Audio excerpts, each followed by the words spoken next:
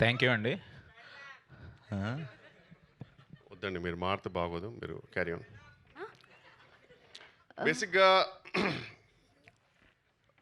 షారుఖ్ ఖాన్ డర్ అనే సినిమా చేసినప్పుడు ఆ సినిమాని కూడా చాలామంది రిజెక్ట్ చేశారంట.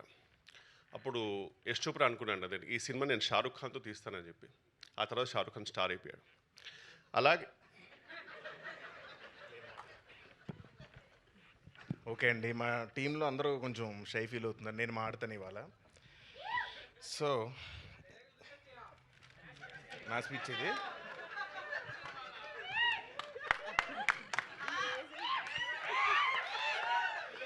ఈ సినిమా హీరోయిన్ రియా సింగాకి డైలాగ్స్ నేర్పిస్తా అని చెప్పాను, కానీ అది చేయకుండా అన్నంలో ఆవకాయ ఎలా కలుపుకోవాలి, పప్పులో వడియాలు ఎలా నంచుకోవాలి ఇలాంటి విషయాలు నేర్పిస్తూ టైంపాస్ చేశాను.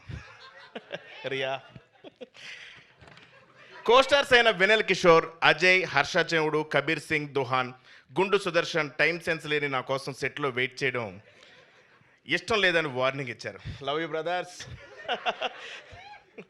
ఎడిటర్ కార్తిక్ శ్రీనివాస్ ఎడిట్ టేబుల్లో నేను లేని సీన్స్ బాగా ఎంజాయ్ చేశారని కాంప్లిమెంట్ ఇచ్చారు. ఈ విషయం చెర్రీ గారికి చెప్పుకునే డబ్బులు ఎవరు. ఇక మ్యూజిక్ ఇస్తున్నప్పుడు కాలభైరవ్ ఏమన్నాడంటే, ఆల్రెడీ అక్కడ సత్యదేవ్ యాక్టింగ్ వాయిస్తున్నాడు కదా, మళ్ళీ నేను ఎందుకు వాయించడం అని మ్యూజిక్ కొట్టకుండా చిరాకు పడ్డాడు. భైరవ్ అన్న, ఐ లవ్ యూ. ఈ సినిమా స్టైలిష్ తేజ సినిమా ముందు నేను సన్నబడతానని ఇచ్చిన మాటలు నమ్మి మోసపోయి సెట్లో బట్టలు లూజ్ చేయడానికి కుట్టుకుంటూ నన్ను తిట్టుకున్నాడు. ఫైట్ మాస్టర్ అంజీ నాకు ఫైట్స్ నేర్పించే ప్రాసెస్లో నాతో డైలీ ఫైట్ చేసేవాడు.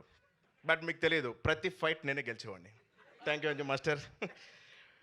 కొరియోగ్రాఫర్స్ విజయ్ పోలాకి, వెంకటేష్ ఎన్నో స్టెప్లు ఇచ్చారు, కానీ అసలు ఈయన పెట్టుకుని ఇంత రాంగ్ స్టెప్ మేమే వేసామని చాలా ఫీల్ అయ్యారు. ప్రొడక్షన్ డిజైనర్ నార్ని శ్రీనివాస్ లైఫ్లో ఎన్నో సినిమాలు సెట్లు చూశాను, కానీ నా మైండ్ సెట్ అంటే చాలా చిరాకు పడ్డాడు. ఇక రితేష్ వయసును వస్తే నా వల్ల అతను పైకి వచ్చాడని నేను ఫీల్ అవుతాను, కానీ నిజమేంటో బుర్రని ఎవరికైనా తెలుసు. Thank you so much. May 1st జెట్లీ చూడండి please. Bless us all. Thank you.